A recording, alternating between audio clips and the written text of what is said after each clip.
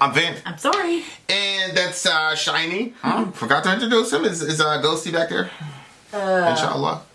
He's sleeping. Okay, he's taking a nap.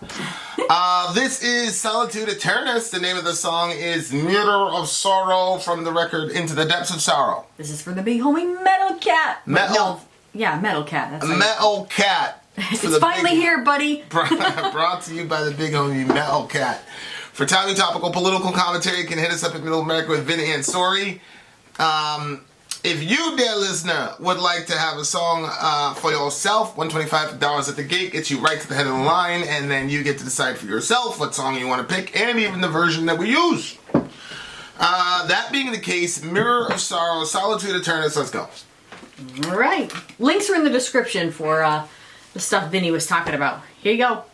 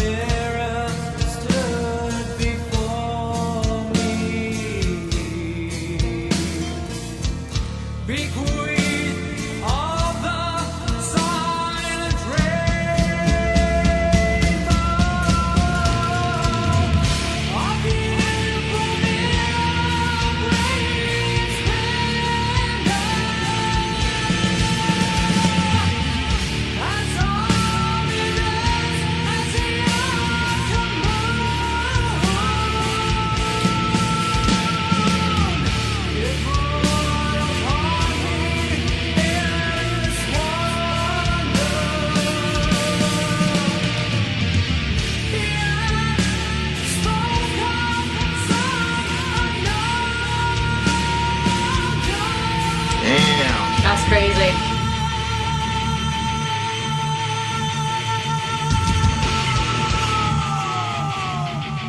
Did you hear that shit? How he carried that?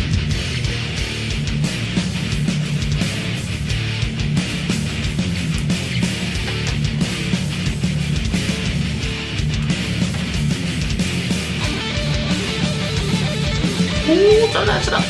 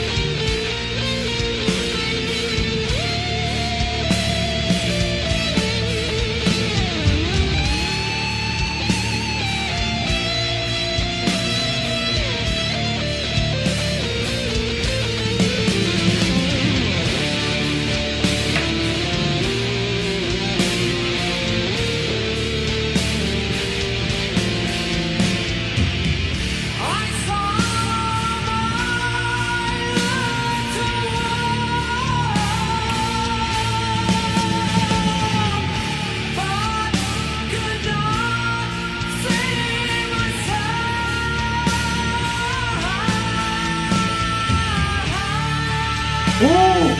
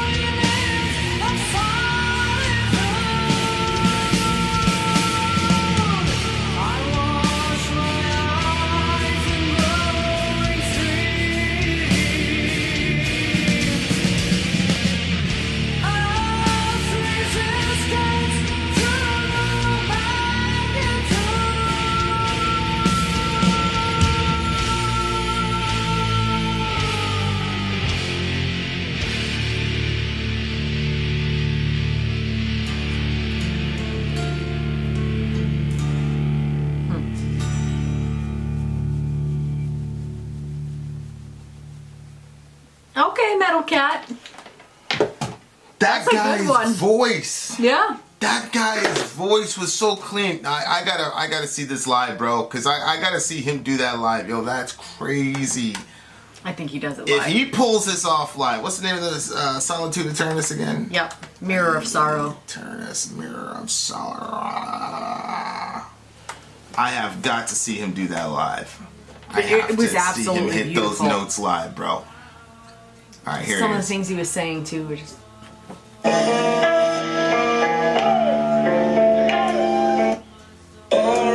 Look at that. He's got the Eastern Orthodox cross on it, I guess.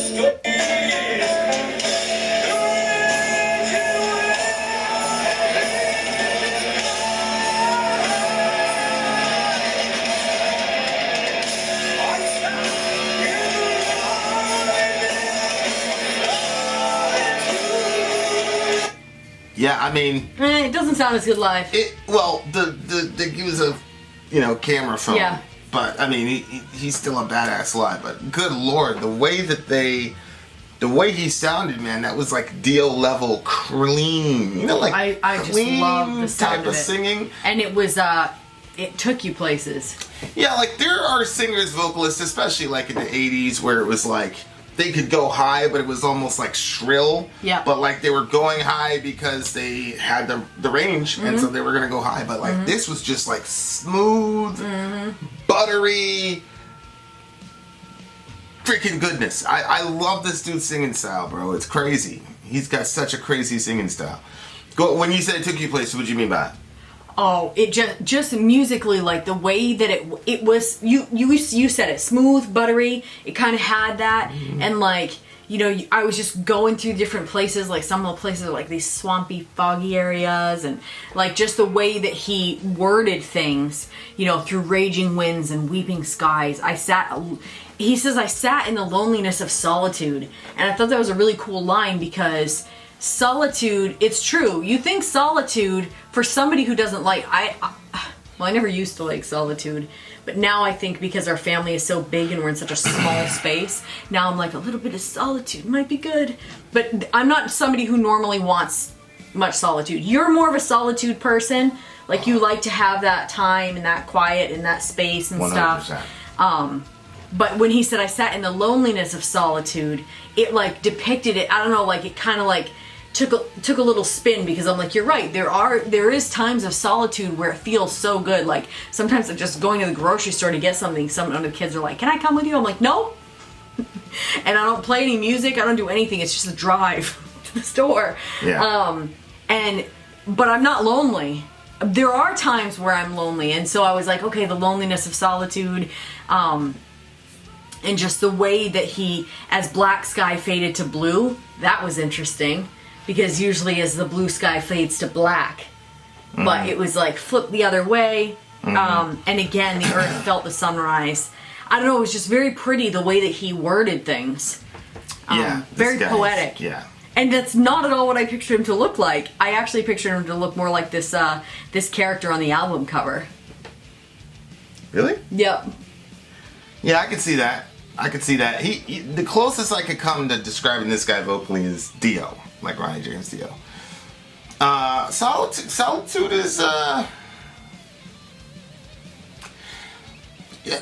I'm looking at Eastern Orthodoxy and these desert fathers, these guys just going off into the desert. And having these, spiritual experiences. And part of me is like, well, I mean, did you have a spiritual experience, or is your brain fried because you're off in the desert? You know what I'm saying? But there's so many traditions within Christianity that put such a large primer on isolation. And it's really interesting because, self-imposed isolation to contemplate and to meditate or whatever. And it's really interesting because in certain evangelical circles, the big thing is community.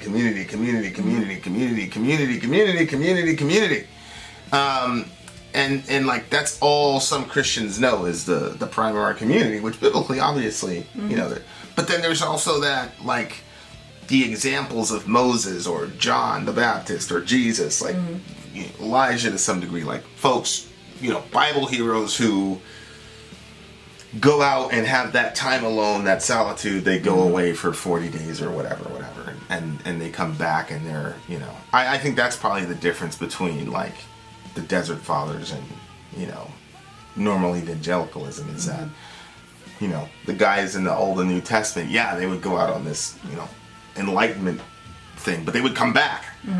They would come back to the community with their experiences of God and lead and all these other things. So I think there's a really good balance between self-imposed solitude and your need for community. I think that those have to be balanced. Yeah, to a certain they do. Degree, Yeah, we were in a context where people just couldn't be alone. I agree. It just had to have some something happening, things like that. And I had to be there, and you know what I mean? There wasn't a lot of ability to kind of be by yourself with those folks. So it's again, it's a tough balance, and it's a hard thing to balance out in your personal life, definitely. I think that's one of the things that I'm looking forward to about moving too, is because we'll have a backyard, and so I can get alone, and I'm looking forward to those times. I like being in the woods. I like stuff like that. So well, it's interesting because he says right here, "I took my place as wise men do." Yeah. Right, so he's almost kind of referring to the Desert Fathers to some degree there. I mean, he's not in a desert because he's talking about trees and looks like there's some greenery there. I might be, but he said among the leaves. I dropped my sorrow among the leaves. Yeah. Yes. But it looks like there was a storm through raging winds and weeping skies. You know what though? I would definitely love that moment. Imagine if you're in the woods by yourself having some God time, and all of a sudden there's this massive downpour, and it was just sheets and sheets and sheets of rain. In Florida, we used to have rain like that. It would just come down in sheets of rain, almost you couldn't breathe sometimes. And sometimes I just go out there and just chill in, because it was just such a crazy experience. So, whenever that happens around here, it's always lightning. The kids want to go out, and I'm like, if it's lightning, you got to come right back in. Really? Yeah, you'd let them go out in lightning? Oh, I went out in that the whole time. Really? Oh, yeah, there's we lots were of lightning. never allowed to go out in lightning. Really? Yeah. The minute there's a lightning, you get back in the house. That's so weird to me, bro. It is? Yeah, that's crazy. What? How many people do you know have been struck by lightning? I don't know anybody that's been struck by lightning, but I also don't know anybody who lets their kids run around in the lightning storm. Oh, yeah, that's all we did. That's all we did. Because it's water and lightning. Yeah. They have water, this, electricity. in Florida, but you've never met anyone that's been struck. No, I never have. And it was like a real strict rule with us growing up. Yeah. But I need to do some research, I guess, because if perhaps that's just something that doesn't need to be, then it would be fun to let them go out. Oh, I did that my entire time in Florida. That's what I did. When rain would come out and lightning and all that. Like, we'd go out there to look at it. It was fun. Oh, yeah, I bet. And my mom never. My older brother was scared to death of lightning for some reason. Junior was scared of lightning. So he would talk about lightning and each other. I'm like, man, we getting struck by lightning, bro. And we never did. I don't know. I'm very, very surprised that you. I'm very, very surprised. Oh yeah, I've got all the kids on that. Oh, okay. The minute there's lightning, they come in. It was lightning. But what about the other kids? No, there's not many of them out there when it's lightning. But I don't even think there's many of them out there when it's raining. Sometimes it just downpours, and I'll go outside with them. I went out with Orion. It was so fun. Did he like it? Oh, he loved it, and he there's like areas where like all the rain. Orion he's 1.5. All the rain collects in like one area. It was like made this little torrent, and he was like right in there. Yeah, it would have been nice to have seen a video on that.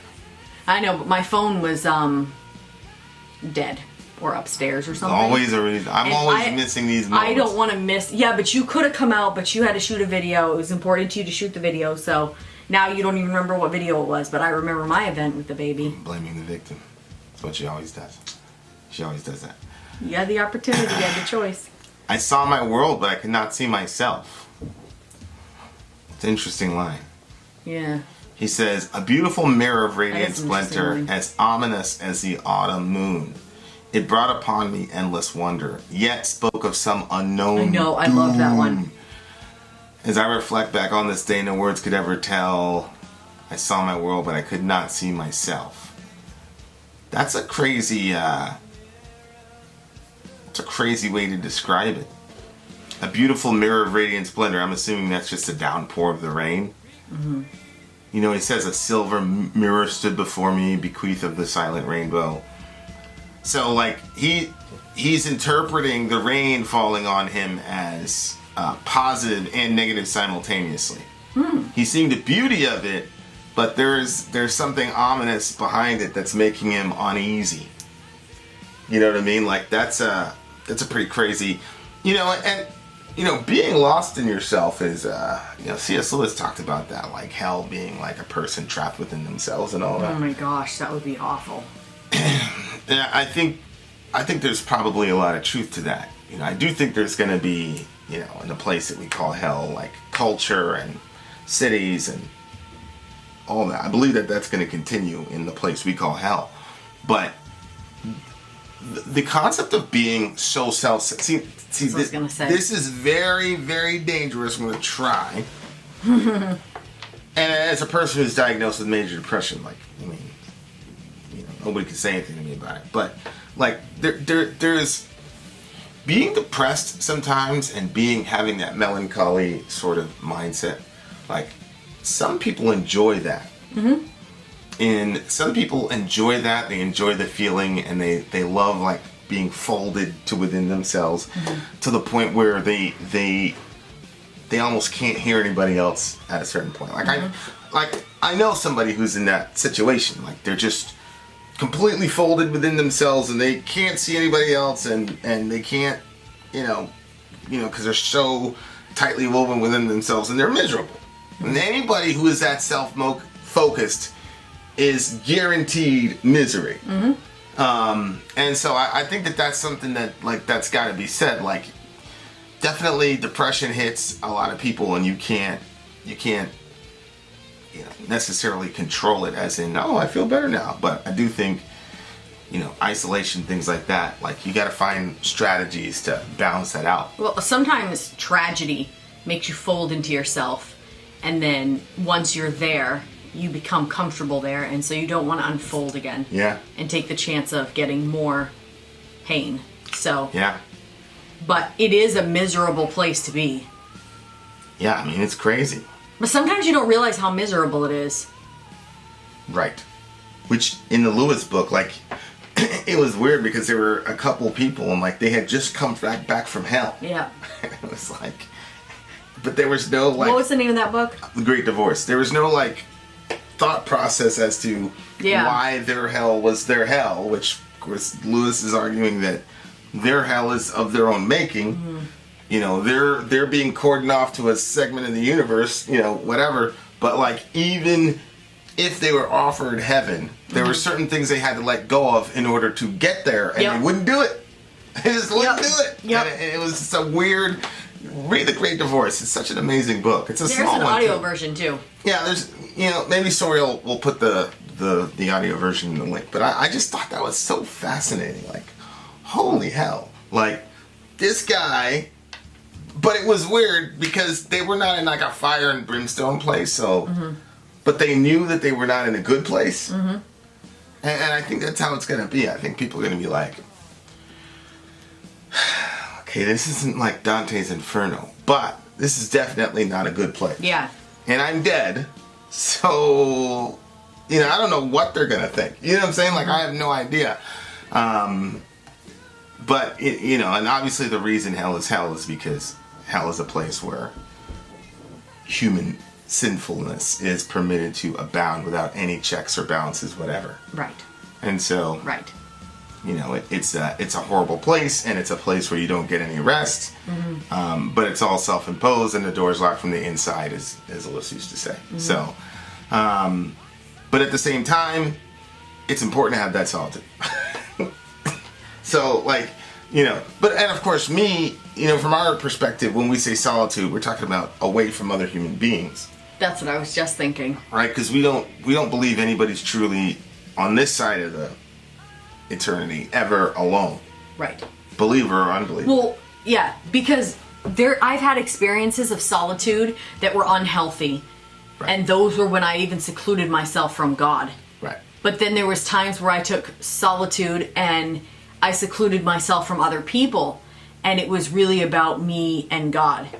Right. And like, you're actually the least alone in those situations than you are in the rest of your life. 100%. Like, I've been in crowds and felt lonely, but I've never been with God and felt lonely.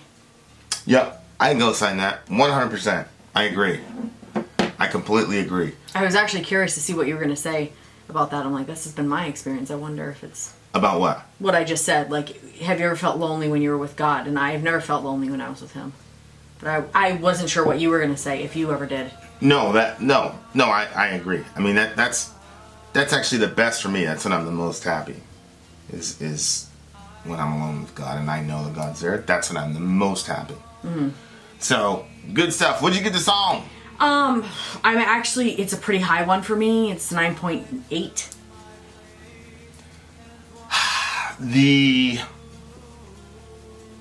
singing, the musicianship, the solo was great. The second solo was great. Musicianship is on point. The singing is great. Subject matter is great. Wish I could have seen a little bit more variation lyrically. But this is a concept record, I think. Solid.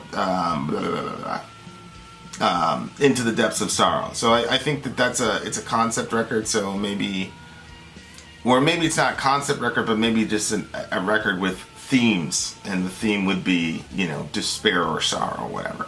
So all that being said, 9.5. Thoroughly enjoyed the song. Whose pick was this? Metalcat. Very good pick, Metalcat. Good job. Vin out. Sori out. Gone.